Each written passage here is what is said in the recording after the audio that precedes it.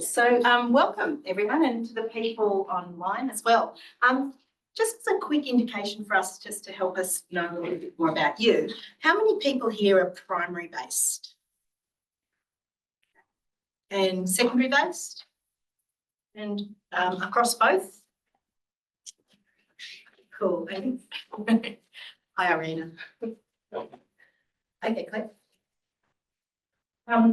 We would like to acknowledge that we're on the unceded lands of Aboriginal people here, our Boonwurrung and Woiwurrung peoples. And this was a place that was a meeting place. So we're really celebrating today that we're meeting together in that same tradition. We pay our respects to all First Nations people. Who are we? We are Claire and Kathy. Kathy wears multiple hats. She is the president of the VHAP. She is the author of the VHAP maths program, which a lot of what we're going to reference today are the VHAP programs we wrote. And she's got a huge amount of experience in a multitude of teaching contexts. I am the subordinate, less experienced secretary of VHAP, and I'm going to speak about the English program specifically. Kathy will speak more specifically about the maths and the kind of overarching ideas that cross both. So our plan today is to unpack the why, what and how of writing an off-curriculum big program like the VHAP programs for gifted and high ability students. So we're planning to look at the overarching goals of what we were trying to achieve, the underlying principles that informed that work, and looking at, I guess, the why of that in terms of how gifted learners learn differently, and what kind of tasks and how we engage our students. So that's what we're going to try to cover in 40 minutes. Hold on tight. Okay.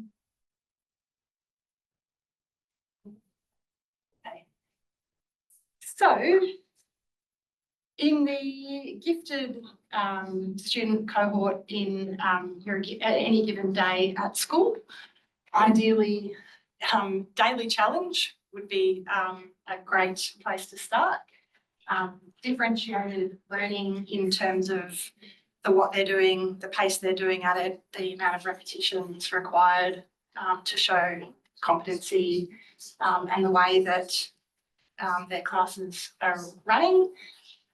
A really big one, which is probably going to come through in lots of learning over 2 days, is the social and emotional needs of these kids, of working together with other kids like them, which enables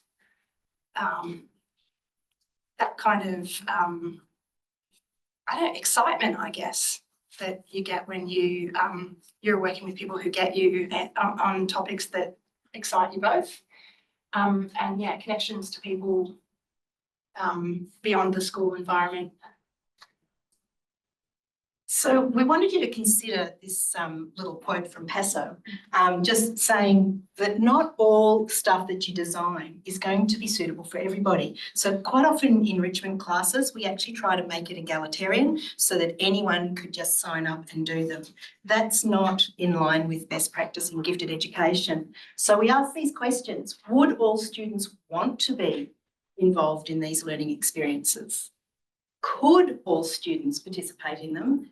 And should all students be expected to succeed in these learning experiences? Now, if you answered yes to any of those, it's probably not designed for those really top students. And they're the ones that we're pitching at, because they're the ones who are often neglected in our classes. We're really, really good at catering for kids and leaving no one behind. But we're not that good at recognising that these kids are being left behind because they're being left alone. Okay, so when we discussed this topic and what we wanted to cover today, the word that I kept using with joy. My overarching goal in writing curriculum for gifted kids is to spark joy. And what I mean by that is to give them an opportunity to feel intellectually stimulated, excited by what they're learning and doing, to want to come to this class, to want to do this course, to want to have this experience, to build this knowledge. We've talked a little bit about this already, feeling and being seen in a school environment where they're often not cared for or seen or understood very well, connecting to and with other kids and big ideas that they don't get to explore as a regular. And yeah, just really good for their emotional and social cup bucket being filled. I want them to come to my class because they find their tribe there and feel joy there and are excited by what they're learning in a pretty regular day. For a lot of these kids, there is nothing exciting happening. They're not going to any class that really lights them up and makes them feel excited. They're not learning any content that makes them go, wow. So I really, that's the fundamental driver for me for writing a course like this. I want my kids to be like, yes, it's time for that class. So that's what I mean by sparking joy. So how do we do that? We're really lucky in VHAP because one of our briefs was to be off curriculum. So we don't have to work within the tight confines of what's expected to be achieved by the whole cohort. We don't have to teach to assessments or get kids over lines. So I'm really aware of the fact that that's a really fortunate space to get to work in with a program and with kids. But it's a big part of why it works, I think. So how do we go about writing a program like that? So initially, I think a lot of what Tom was saying this morning kind of made real sense to me in terms of orienting kids in a task deeply with those kind of connections to the other areas around it. And you know, we bandy about the term real world issues all the time, but what does it mean and what does it look like? So I really wanted to pick something that had great capacity to spread into other areas and allow kids to have bigger picture understandings and work with big concepts and big ideas as far as they could possibly take them, I guess. So the course that I wrote was the Year 7-8 English course. The people are quite aware of what VHAP is in the room. Yeah, okay. So I picked dystopian literature for its capacity to be multidisciplinary in terms of looking at history and looking at politics and looking at psychology and sociology as well as English. And so there's kind of great capacity to work with that topic. And also VHAP is specifically designed for kids to be online with other kids like them, in class with other kids like them. So I always say to my students at the start, you know, we have the capacity to go hard and go fast because these are your people. You have never been in a classroom probably before with other kids like you where you can take an idea and build on it and run with it and no one's going to go, oh, she's talking again, or no one's going to, you know, call you a nerd or whatever. You're in a space where big ideas and big discussions are the goal and are keenly welcome. So it feels different. So the underpinning principles here, we know that gifted learners learn differently and we want to utilise that. Gifted learners have quantifiably different brains, structurally and functionally, and they have the capacity to spot big patterns and make big leaps and cross disciplines and come up with new novel ways of connecting information. And we want to make use of those capacities as a fundamental kind of building in of the curriculum, which is why the big topic and its transferability mattered. So yeah, we want to really maximise how we do that. And also, I want my classes to be quantifiably different. I think a lot of the time in year 7 and 8 in regular classrooms, there is a hoop jumping, hurdling kind of exercise. We're going to read this and you're going to write a neat paragraph to show me what you have understood, and I can give you a mark out of 10 or tick it off. I wanted the experience to be far more like a university context, I guess, where the buy-in is voluntary and the work that you choose to participate in is the level that you're comfortable in. And I always say to my kids, you will get more out of this if you put more in. Sitting up the back and just listening, yeah, you get something, but the real joy and the real depth comes from mucking in, jumping in, posing a question, answering a question, challenging an idea, and really being part of the class, not just kind of vicariously learning on the side. So you get the idea from what Claire's saying is that developing curriculum is not just about the stuff you're going to teach. It's about that environment that you're developing, and it's about being honest with the kids about what your goals are. And I love it when I see Claire get up there in front of her kids and just say, I want to spark joy in you. And they realise that they've got an ally. So that rapport, that setting the standard and setting a tone is just so fundamental. Yeah, and as I said, it needs to feel different from a regular class. It needs to feel very safe. It needs to feel like a good place to throw ideas around and have that capacity to go, but what about that, or go that way, or and we're very fortunate, as I've said, that the curriculum does allow us to do that, because we don't have a test at the end that we have to make kids sit. I think I'll go forward. Oh, let me forward a couple. Oh. Yeah,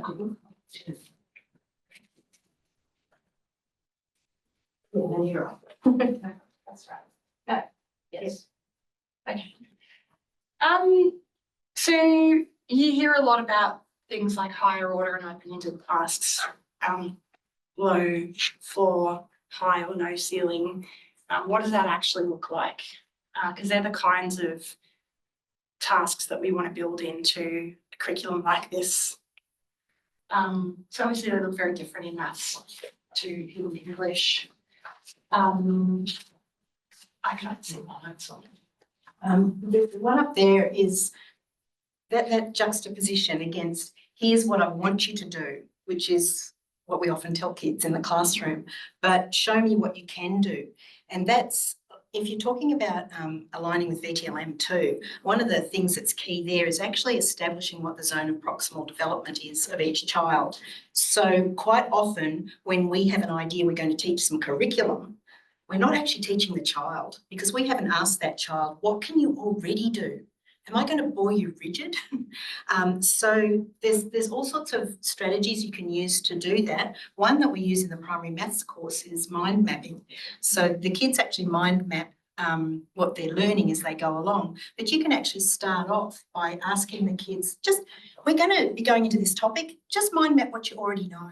And you can get a really quick picture of where the kids are at. But you can also then use that as you go. So add to your mind map. And Joe Santoro and John Monroe have done some great work in this area with gifted kids, and actually assessing the intuitive leaps that they make and add to their mind maps as the teaching progresses. So you can actually get an idea at the end of the lesson when they mind map again, what you have value added and perhaps what they've brought in that's right, as Claire was saying before, we want to open this up to do cross-disciplinary links as well. So if you stick in this thing about show me what you can do, show me what you have seen, show me what you have learned, not what I have intended to teach.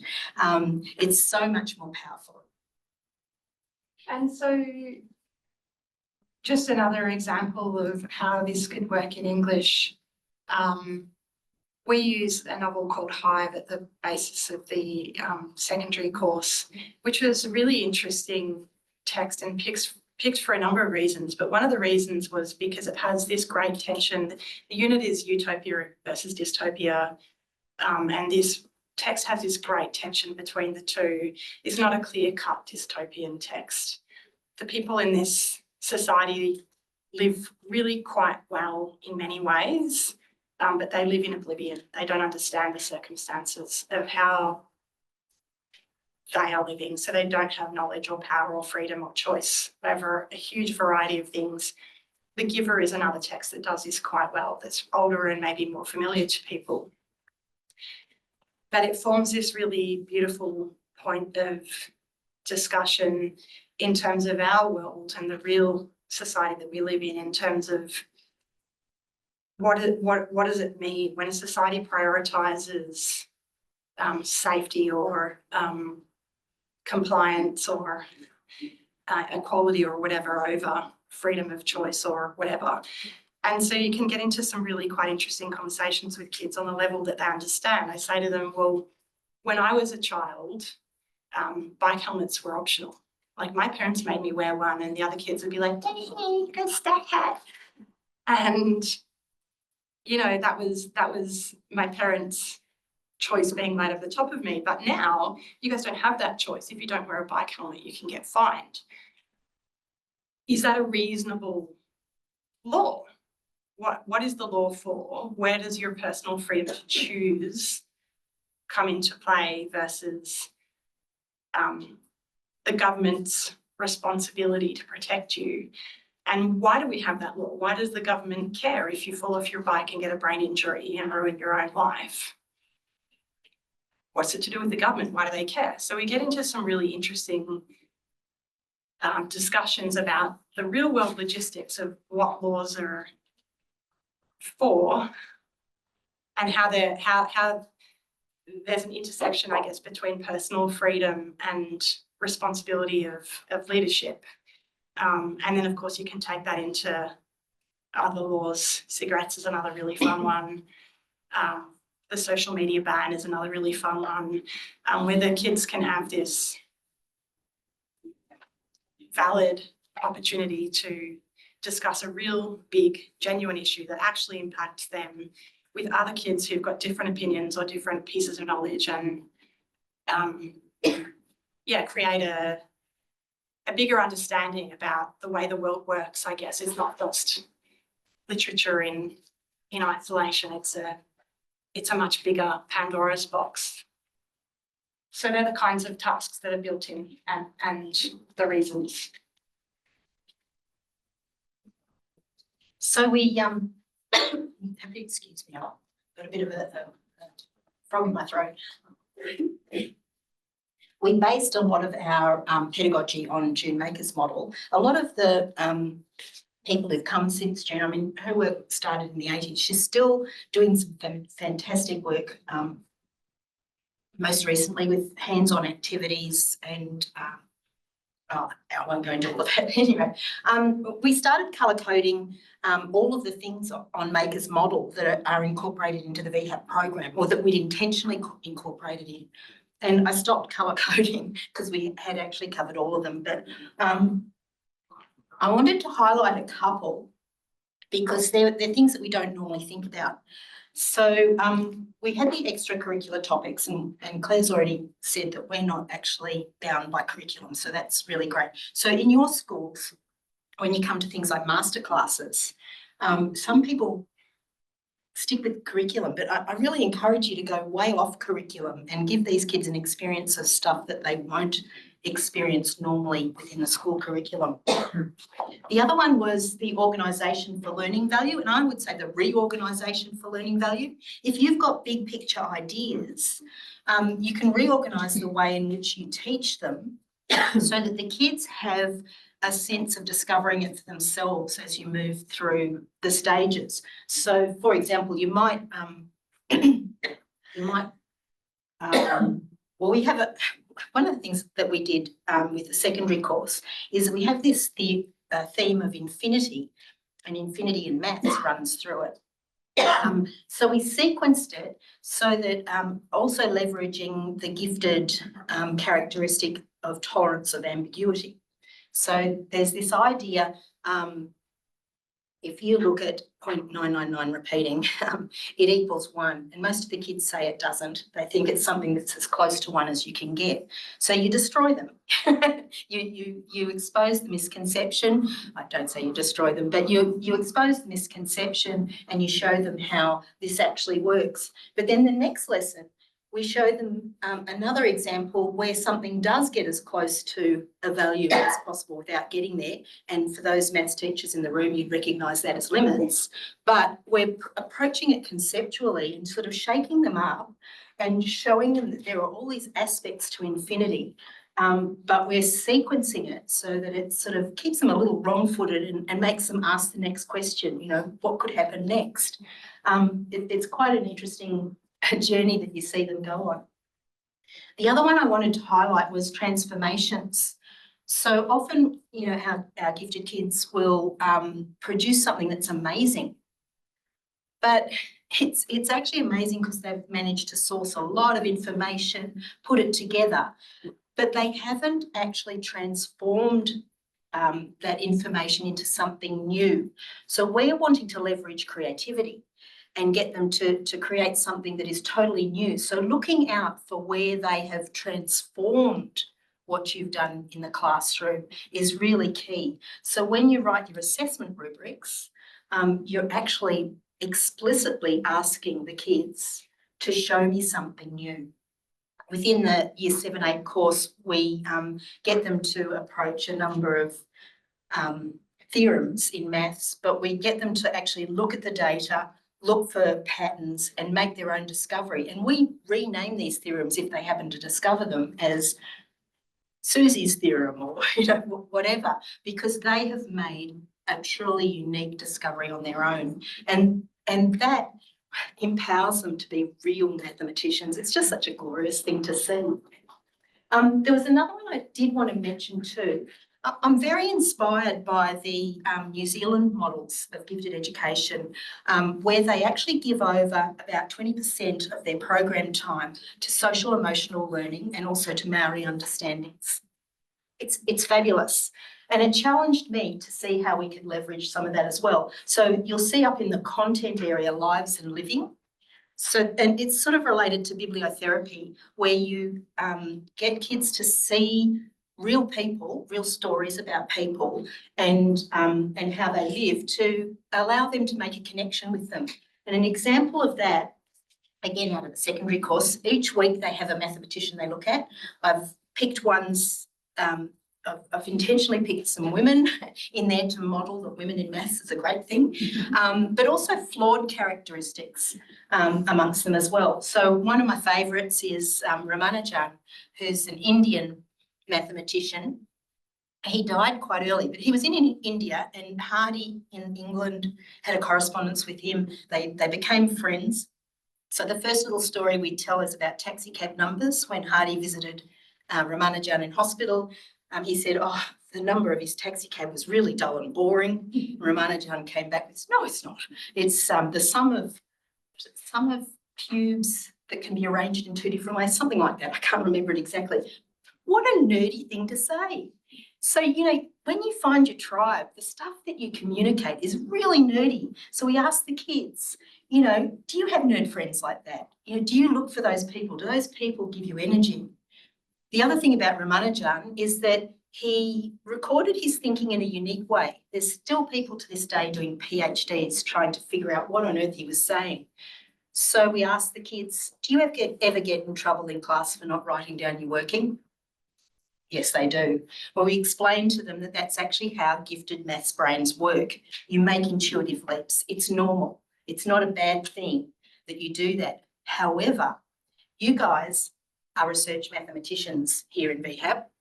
And so when you want to do the world a favour, write down your stuff so that people can actually follow what you've discovered along the way. Ramanujan didn't do that, and the world is a poorer place because he didn't. So doing a bit of this social emotional teaching and getting the kids to connect in that way is not normally in our maths curriculum, but it's so empowering for these young, brilliant minds who are going to go out into the world and make a difference. Yeah, it works that way in English too, different subject matter, obviously, but so one of the big underpinning principles, which I couldn't see my notes and didn't speak about in the English program, is this pattern spotting. So we draw out through discussion these kind of big patterns that you can spot in these dystopian texts. Like not all of them, but many of them. The society tries to make the world better, but by controlling or creating something to make it better, they don't realise that there's a flow-on effect which will have a negative impact. Like technology might make everyone's lives better, but then you might lose all of the low-level jobs, so there's unemployment, or you control for people's safety and ease and predictability, but then you're stripping away freedom and choice. So that's kind of a pattern that you can spot. And once you've established the pattern, the kids bring all of their own prior knowledge, reading and texts to the conversation in a really lovely way that, and I say basically no text is off limits. It doesn't matter if I haven't read it, if no one else in the class has read it, that's okay. If you can spot the pattern, bring it to our discussion and tell us about it. And so there's this really lovely sharing of what they've been reading and recommendations that are made, and the same kind of excitement of, oh, these are people that are just like me, that read really voraciously or feel very excited by a text that they love, or a pattern that they can see in other places. So yeah, it's a really empowering inbuilt part of all of the VHAP opportunities is that tribe, which is really nice. So as you hear us speak, again, I said it before, you'll see that half of success in one of these enrichment courses is the curriculum that you develop and have available. The other half is in the teacher-student connection and in that listening that you do to the students.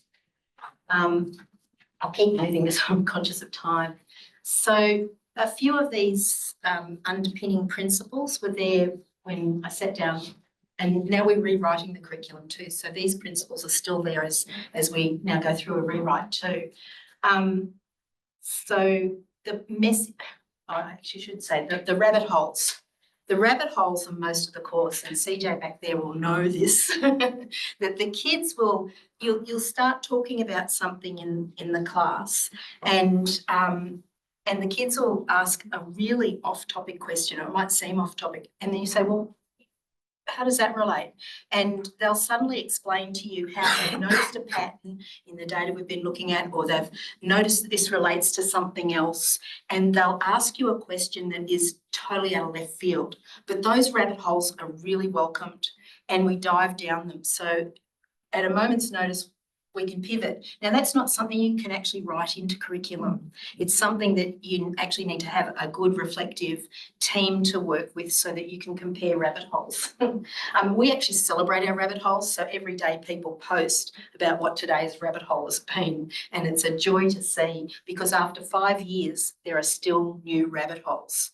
These kids are amazing. But I think that also, once again, that comes back to this quantifiably different experience where they have more autonomy, more control over their classroom and their learning, and the capacity for the teacher to say, well, yes, let's discuss this in detail, rather than, no, we need to come back to the task at hand. So once again, we are very fortunate to have that. We recognise it's not everywhere. The cross-curricular links too are another key thing. So again, we don't want sometimes the kids in primary maths turn up and they say, how is this maths? Because we're actually looking at the history of all different mathematical systems, and we do stuff that's, you know, it doesn't look like, well, I think it looks like maths. I don't know how they can say that, but they have a very narrow conception of what a discipline is, and they don't realise that learning that this disciplines are actually an artificial construct that we've put onto them. And it's really sad when we can't actually break out of those. So again, we've intentionally related maths and philosophy. You know, the first philosophers were all mathematicians. They had that wonderful logical thought, and logic construct was uppermost in their minds, and they were wonderful. So we actually do a lot of thought experiments. You can't actually do an experiment on infinity. It's not possible. So you have to do a thought experiment, which takes you into the community of inquiry, philosophical frameworks, and we do that. And I think they're very powerful, particularly for kids when they're sort of dealing with stuff that's outside of their physical experience. I won't say any more, but feel free to ask me about it later. I teach philosophy as well too, so I really love messing them together. Yeah, and that's really interesting because the philosophy is right through the English course as well, you know, in terms of evaluating societies and what they prioritise and what price they're prepared to pay for what they prioritise. And I think that no, the grey area and there's no right answer here is a really nice spot to have really highly able students in, so that they can work with stuff that's not right answer and concrete and I got it right. It's just a really sweet spot. So another few sort of principles when you're designing curriculum. Again, I'm not saying that you do away with explicit teaching. What we're saying is the key thing is to gauge the kids' zone of proximal development and then allow them to behave like real mathematicians in the world. And when you need to teach them a skill, you teach them the skill. So it's there's some of that just-in-time learning is involved there.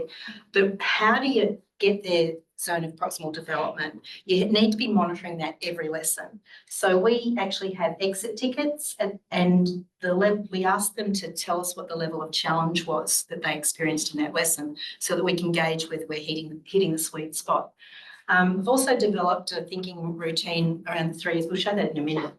The other one is engagement. So many people think that engagement is the responsibility of the teacher, but I just found it so empowering reading Amy Berry's work from Disrupting to Driving, looking at engagement, that it's actually a co-responsibility of teacher and student. And sometimes we might need to coach the kids to monitor their own engagement so that they become more active and more responsible for their learning. But I'd recommend reimagining student engagement from Disrupting to Driving if engagement is an issue for you. There's also some clips on YouTube that Amy Berry's done. I've already mentioned explicit social emotional teaching, but let's flip on. Here's some examples of those things. So I said every session over the left there. Today, the level of challenge was fairly easy, etc. My favourite is it broke my brain in the best way possible. So we're using kid language as well. This is how they express it. They love having their brains broken. In the infinity thing, reflect on your thinking today. How's my thinking changed today? I used to think, now I think. Those familiar with the thinking routines from Project Zero will recognise that. The other one was something I now know that I didn't know before, exciting curiosity. What would you like to know more about? You know, that being aware of where the kids are asking questions. We also build in there the idea of problem finding, which again, if you've done research, you'll know that at the end of your research project, you have to forecast what the next questions are. So we're encouraging kids to model what eminent mathematicians do so that they are always problem finding. And that has an ethical dimension to it as well, because you might have a question you have to ask, but is it a question worth pursuing? So some of those sorts of questions come in as well. So this is what I mentioned, the 3 E's. I'll just mention it quickly, but again, ask me more about it. This is based on the idea of learners moving from novice through to expert, mashed together with some research that was done in the US about how eminent mathematicians think. And eminent mathematicians have an idea of elegance in mathematics, which brought into kid language is elegance is where you have something that's really complicated and you bring it to something that's very simple. And so it's elegant. And quite often it won't be in algebra, it certainly won't be in algebra. Eminent mathematicians don't think algebra is that elegant. They do think that graphics and visual thinking are. So we also have an emphasis on visual thinking. But every kid has a way their brain works and it works for them. And they'll be different. Some kids will want to think in number patterns. Some kids will want to think in big picture concepts. Some kids will want to think in tables, all that sort of thing. So we get them to identify how they already think. That's effective for me, but can I compare the way I do things with my peers and find a more efficient way of doing it? And by that I will grow and my effective ways will become way more efficient. And eventually I hope to achieve elegance in the way I think mathematically. But that's the 3 E's. We mentioned before, did you want to talk about the learning pit? Like, okay, okay. Again, a lot of these high ability learners have not been challenged to the point where they break. They haven't had that breaking moment. Regular kids know what it is to not know, and they know what it is to feel that terrible feeling when you're just not sure where to go next. But many high ability and gifted kids have not had that experience. So it's our responsibility to actually break their brains in the best way possible so that they experience that and develop resilience. But we do have to do some explicit teaching around that because it's unfamiliar to them. To say, you know, you're going to have this problem, you're going to have these complications, it's going to stump you where you're so used to just getting it easily. So get active, get deliberate down there in the bottom of the pit and start organising, asking questions, creating, figuring out strategies, maybe collaborating with others, whatever it is. You're not there yet though. But what I ask the kids is, please tell me when you have that aha moment. And in the primary course, the lesson when they first come across bases other than base 10, they all have this learning pit experience. And I ask them to tell me in the chat when they've had their aha. And these kids are celebrating. I got it. I know how that works. They're so excited. It's really great. So we celebrate that success. So let's go on an emotional journey with them and actually say, this is going to be tough. You're going to be uncomfortable. But let's celebrate the success at the end. This is what I was talking about, Amy Berry's work. So that's just of these resources, by the way, you can download from the SharePoint and some extra things that we've included in. I won't go into this at length. How are we going for time? About 5 minutes, I think. Okay. Do you want me to go into this in more detail? I might leave it, and if you've got questions about it, feel free to ask. So this is an example of how you can take a maths question and turn it into a community of inquiry. So, of course, what makes you say that is a really important thing. How many sides does a circle have? Any ideas, actually? How many sides does a circle have? Is it a side? Is it a side? Excellent. I love that. Clarifying definitions. that would be something to really celebrate. Inside and outside? Yeah. Inside and outside, yep. Boundary conditions. Nice. What were you saying? I don't know, I just thought maybe none because it's a surface, not a side. Oh, lovely. We're hearing so many different perspectives here, and you might say that it has an infinite number of sides. Well, we haven't defined side, have we? Anyway, these are the sorts of things that will start to come out, and you put a group of kids together. The goal of their discussion is to increase their understanding.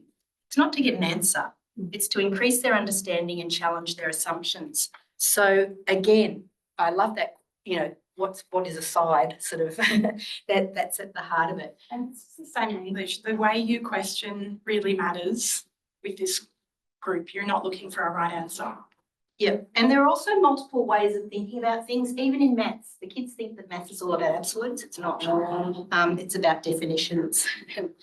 So after hearing from others, what have I found convincing? And weighing up arguments is important, and to, again, acknowledge ambiguity.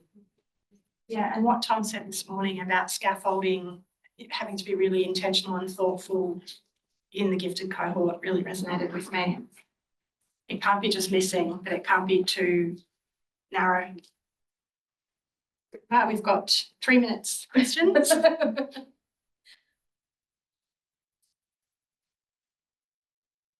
I just was wondering, earlier you talked about the exit ticket. And so are they reflecting, like in a classic kind of instructional model, they might be reflecting on the learning intention, or at our school we do essential questions, whatever. Yeah. Are they just reflecting on the content that where it's moved to, or is there kind of a, I don't know. Yeah. As if it's going to be rudimentary to say, is there a goal at the start that you're then kind of checking back on? Yeah, so each lesson's different. So there's just that one about the level of challenge is constant every lesson, just to give us an idea of where we hit it. But within their homework, there's more extended reflections that are more matched against learning intentions. And there's one when we look at that 0.9 repeating equals 1, where there's a whole bunch of arguments that could convince them. We actually get them to go back and reflect on that after they've had time. So it's not an exit ticket, but it's in their homework that they go back and reflect, think, and come back about what you find most convincing now, because it might have changed. So we use a bunch of different reflection things that they do in their blogs each week, as well as in the classroom. Is your program blocked in a timetable, or is it on the same time as other classes? So we cover every school in Victoria. Yeah. And groups of schools are given a timetable spot in the week. Yeah. But it's against so the kids are withdrawn from their own classes. Is that what you're asking? Yeah.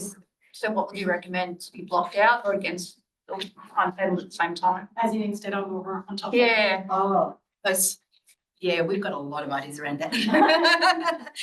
So it's the same thing as when you're looking at provision within your school. One thing that teachers need to be upskilled in is in compacting the curriculum. So again, as a whole school professional learning thing, these highly able students shouldn't be doing more work.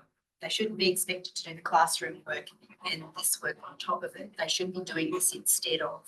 So, you know, the mantra is different, not more. It's tricky though, because there are 4 blocks in each day that they could be in a class with us. We've got about 10 English and 10 maths teachers teaching across the state. So in this week, everyone's teaching lesson 1. Yeah. And so if you've got 12 schools in that class, what's happening in their base schools? Yeah. It's tricky. Yes. In session 2, we'd now like to invite the students to have more terrace. Terrace. Each very certain body of the table. Where's the food? I can't hear where the food is. Something about vegetarian. Follow everyone else. Yeah. One last comment. For those of you who are HAPs in your schools, we love you. I mean, you do such an awesome job of figuring out some of those logistic problems and encouraging the kids and helping them to participate. So we want to give you a big thank you from the depths of our hearts. Yeah, and we're always happy to hear from you if we can help.